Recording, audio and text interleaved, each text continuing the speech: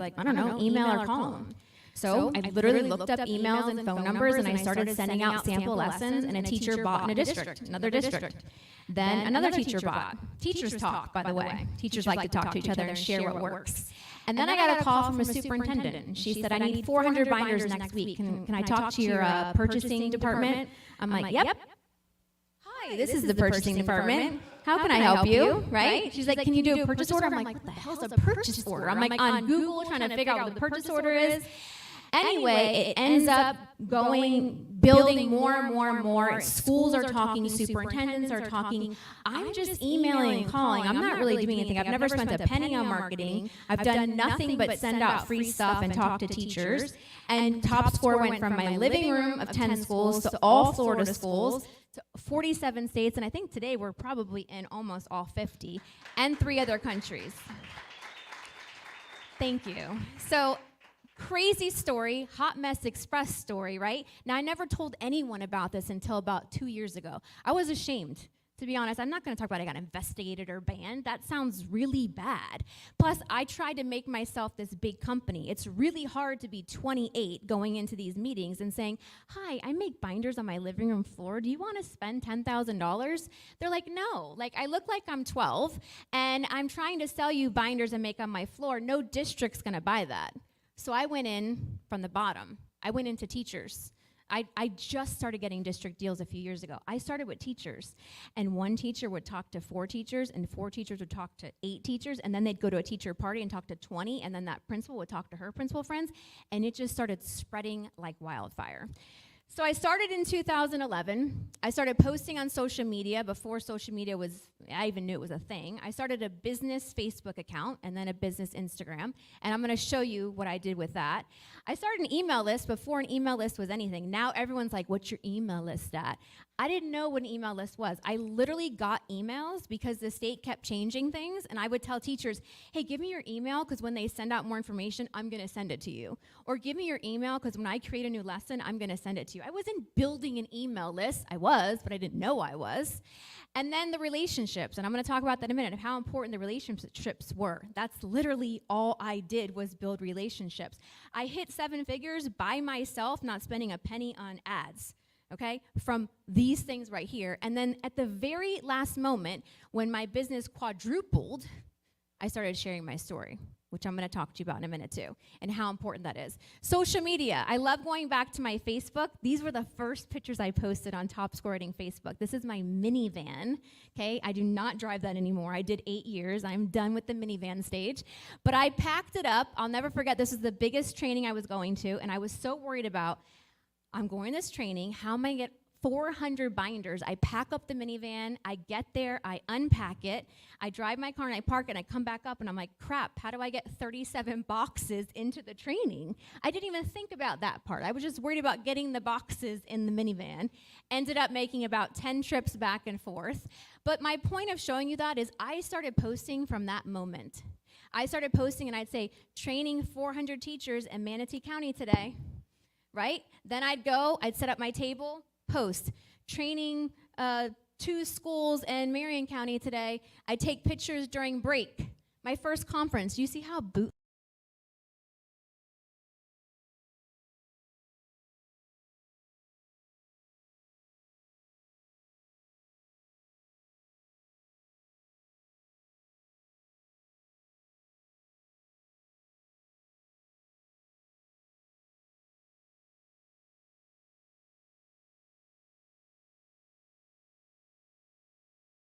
my message of this. This is my kids. They're 18 and 16 now. This is what I posted 12 years ago when they were making binders on my living room floor. I posted because I'm like, hey, kids are helping me tonight, but this is part of the message, right? Think about when you go to a restaurant, 2 pizza places, both have excellent pizza. This pizza place, the guy tells you his grandfather started it, gave it to him, now his kids are working there. This pizza place, you just eat pizza. In 2 weeks when you need pizza, who are you going back to? 1,000% the guy who told you the story, right? They're not just buying from me because it's good curriculum. It is, but I'm just saying. They're also buying from me. I'm the girl whose kids have been helping her for the last 12 years. I'm the girl that was investigated and kept going. I'm the girl that was banned and sold binders for cash to make sure kids were successful. That's part of why they're buying from me. Every time I went anywhere, I took a picture and I posted. This was way before social media was actually a thing like it is now. I just kept snapping and posting. It was almost like my website, right? People were going and checking out. Oh, a teacher would say, hey, I saw Lisa was at your school. Did you like the training? Hey, I saw that she trained all of your county. What do you guys think? And that's how teachers were finding out, literally hit the $1 million mark without even knowing, because my accounting was on a clipboard with paper and pencil. That's a story for another day. And then my email list, I have hundreds of thousands of teachers on there. Here's what I want to tell you. You all know this. We get hundreds of emails a day. It's annoying. I go every morning, I'm like, delete. But you know who I never delete? Banana Republic. You want to know why? Because every Banana Republic has a coupon or a % off or a sale every time. Do you know why people don't delete my emails? Because I'm never selling. I'm always giving you something. I'm always giving you a freebie, a sample, a video, a tip, information. People look for my emails because I'm always giving you value, always. I'll sprinkle a sell in there every once in a while, don't get me wrong, but you're never just gonna get a sell from me, right? I'm selling in my freebies. Think about Costco. You go to Costco, you weren't there to buy the cookies. You got the sample cookie, now you're buying the cookies, right? Because you got the sample. People are trying my things through my emails, and they're buying, and I never have to say the word, do you want to buy? Right? Here's your freebie, here's the video. Want to put in a quote at the very bottom? Right? And so I've always given value in my emails, and that's why people read my emails. And I intentionally do that because I think about myself. I tell my team this all the time. I go delete 100 emails every morning. I don't even pay mind to them because it's annoying. There's too many. But the ones that bring me value, I don't delete. I want to give you some quick tips with social media and emails. Anytime you're going to send out stuff, okay? Think about what you can give to kind of validate. Testimonials. Anytime someone sends me an email and says, Lisa, your writing program is so awesome. My kids went from 35 to 69. I'm like, great. Can I use that as a testimonial? Everyone says yes, right? I take that, I screenshot it, I save it. Anytime someone DMs me, someone just did the other day, I shared it in my story. Hey, I'm a 5th grade teacher. I had the highest writing scores because of your program. I screenshot it, posted it, I put it in a folder and kept it. These are things that go out in my email list. These are things that I post on social media. People don't want to hear from me that my product's awesome. They want to hear from other people. Okay, so anytime, even if I'm live in person, a teacher comes up to me and says, oh my gosh, your curriculum's a lifesaver. Thank you so much. My kids have done so well. I'm like, can I write that down and get your name? They're like, yeah. I write it down, get their name, I post about it. Every single time. I have folders and folders of testimonials. Same thing with data. It's hard to get data unless I go to a school and sit down with them. So I started contests. I'm like, listen, if you give me your data, I'll put you in a contest for a $100 Amazon gift card, right? 10 schools give me data. Now I've got data to prove that it works. Photos. I just showed you a bunch of photos. Don't worry about the professional photographer. Nobody cares, okay? I did it with like a Nokia flip phone back in the day, okay? Just take the picture and post. Don't overthink it. And then I talked about freebies, trials, and samples. I'm going to talk about my school really quick. In the midst of all this, in the 4th year of owning Top Score Writing, when it started to blow up and I was pregnant with my 4th child, I decided to buy a school. I know, bad timing. My school is my nonprofit, okay? It's very, very small. My idea was to keep it to 1 classroom. We went from 1 kid, few kids you can see, total like bootleg situation. It's not fancy, okay? We've upgraded since then. But this is the starting point. I've owned it now for 8 years. I lost my time up there, so keep me updated. This is our first sign that we hung up, okay? And it blew away the first storm, but it was a starting point. This is my why. It's my nonprofit, okay? This is my why. I can see the stories. I can see the success from the students. And now we have 85 students, 6 classrooms, a cafeteria, and offices. And this is where I'll cap it at. I don't want to go over. I don't want any more students. I have a waiting list at all times because I believe every kid comes with a story. And I don't want anyone including myself and my teachers, to forget that story. So when that kid comes in crying, because we know dad's in jail and mom's running the streets, they get to cry. When they come in and put their head down and sleep, because we know they don't have electricity and probably didn't eat, they get to put their head down, right? So we want to remember all those stories. But remember I told you my principal started a daycare for me and I went back when my baby was 5 weeks old? Remember? Yeah, guess what? We started a daycare too. So my teacher who just had her baby gets to bring her baby to school every day too. So that was my way, full circle moment. The minute she had the baby, I'm like, do you want to bring him to school? She's like, yeah. I'm like, you can have my office. I don't even have an office there anymore. My office is the daycare now. So my mess is my story, okay? This is the reason why I've taken my business to the next level. I will tell you, I did not tell my story until 2 years ago. Okay, now I tell my story all the time. If you go on Instagram, 90% of my posts say I was investigated, now I'm on a mission.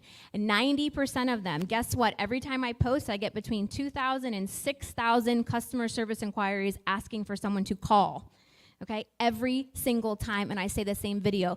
My boys that are 16 and 18 make fun of me. They're like, you post the same thing all the time. I'm like, I know, and it's working, and your house is paid for, so be quiet. But my point is people like the story. And if you've ever been in sales, you know people tell you, you have to do 15 touches or 17 touches. People need to see stuff over and over and over and over again to then actually take the step to move forward. So I keep saying the same thing over and over again. But my mess of wanting to be a teacher and then getting there and being investigated and investing again and banned and all this stuff that happened is my message now, which sells my product.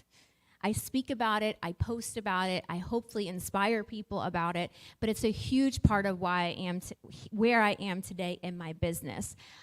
When I first did my first post about being investigated almost 2 years ago, it went viral within like 12 hours, and my team said, we got 6,500 people that downloaded our curriculum. Now, this was before. Now we do the comment a word thing, right? That just happened on Instagram.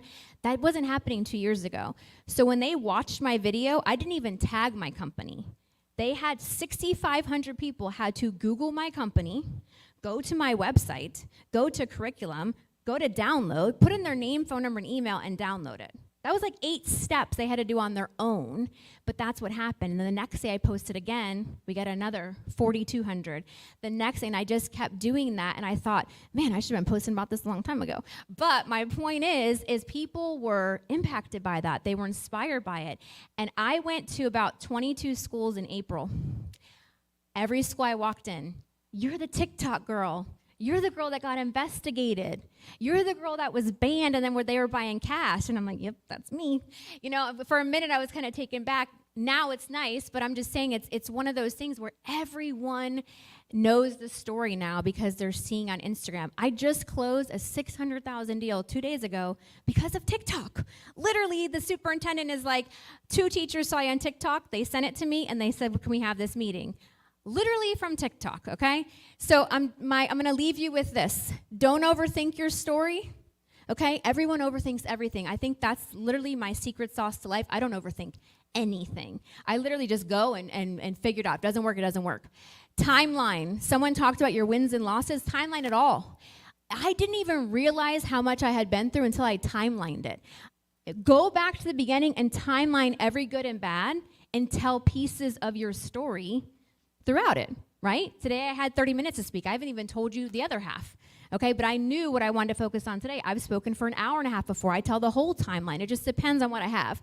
Tell the story and repeat, repeat, repeat, repeat. Do not feel like, I'm telling you guys, go on my Instagram later today. You're going to see the same thing over and over again to different music. I don't care, okay? It's working, all right? And that's what people want. They just need to see things over and over again.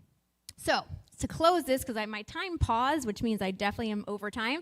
So your story matters. Everyone has their own story.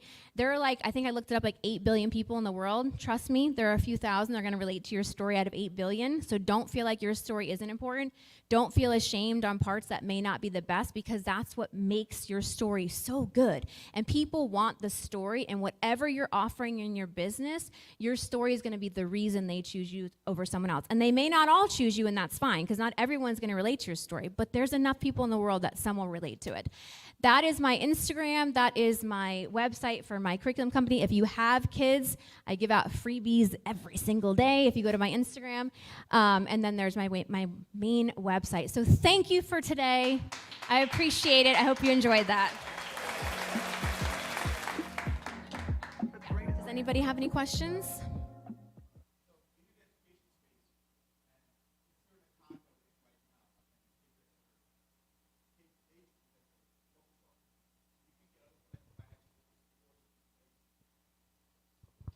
I'm not writing it, but yes. Yes, so that's a huge part. So financial literacy is a huge part of education now. We know it's part of the law for high school. At the high school that I own, we definitely bring people in. So that is something, I'm big on life skills. I think no matter what, our kids need to walk away with life skills. I don't really care about half of the stuff that's taught in math, but I think that they need financial literacy. 1,000%. I'm big on that. I tell, and people hate on me for it, but I don't care. When people come to my school, college is one track. Trades, business, there are a bunch of other things you can do. That is one track, and I don't care if you choose it or not. I'm here to help you down all the different paths. Yeah, right. I tell my own kids, because my 3 boys want to play basketball in college and do all that stuff. I said, fine, go get your little college degree and then learn a trade. Because you can start your business and you will make probably millions being a plumber and starting your own business, because I can't find a plumber to save my life right now. Okay, and my electrician wants to charge like hundreds of dollars because he's high demand. So yes, trades, financial literacy are going to be the way that the education is moving for the future. I have a question. Yeah. What does your referral process look like? Does it work with referrals? Like, do you have a certain system, or does somebody just call you and say, "Hi, I have this student that would be eligible and fits the criteria"? For my school? Yeah. Yeah. So my school, that's basically how it works. I don't do really any advertising for my school because it's local. It's mainly people that are in my community. They'll call, we do an interview, because listen, we are very small and we can't provide every service. So if you come to me with a severe learning disability, we may not be able to provide that service. If you come to me with most cases, things like you need to sit in the front of the room, you need extended time, small group, we provide things like that. So we kind of take it case by case. We are the lowest tuition as well. It's my nonprofit. I'm not there to make money. So there are, I don't know if you guys are familiar, in the state of Florida, it's called Step Up. But basically, every kid can get a scholarship to private school. It's about $8,000. My tuition's $9,000. Okay, if you're familiar with private schools, most private schools are $25,000. So I keep it low because the families that need me don't have money. So I keep it at $8,000. I try to get the $50 a month out of the parents the best I can. I usually don't, but that's not what I'm there for my school. I know, yeah.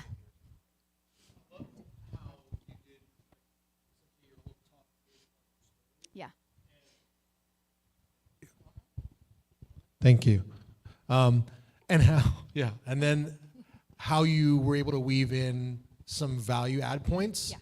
How do you, as you're sharing your story, how do you repeat, and not get tired of your own story while also finding opportunities to continue to add value in it? Oh, that's a great question. I don't know if that's possible. Here's the thing. I have different versions of it, but I want to tell you something too. Before I had a team for 6 years, I gave the same presentation to schools by myself. It was 3.5 hours. It was training them on my curriculum. And I did it every day for about 45 days. I just traveled by myself twice a day, and I wanted to stab my eyes out, okay? But as my mom told me one time, at least you don't have to learn something new every time. Right? And I remember thinking, yeah, I guess that's good. I'm not having to study. I know it all. But it got to the point where when I was talking, I knew what the next 3 slides were, and I was saying them in my head. And I was like, stop doing that, Lisa. But what I've done with my speech now, that's more when I'm doing things like this, is I have different versions of it, and I tailor it a tiny bit. I tweak it to my audience. So like I spoke to 300 teachers about a month ago. I told the story, but I gave my value was in educators. Today I kind of twisted it because I knew Benny said we want to talk about sharing your message. So it's the same kind of overview, but with different value and things based on the audience. Yeah, you're welcome. All right, guys, thank you. Hey guys, we're going to take a 15-minute break. We're going to do a mini podcast session. The speakers are going to head that way. Feel free to make yourself your way to get some coffee or speak to our sponsors, get any desserts, and I'll see you guys back in 15.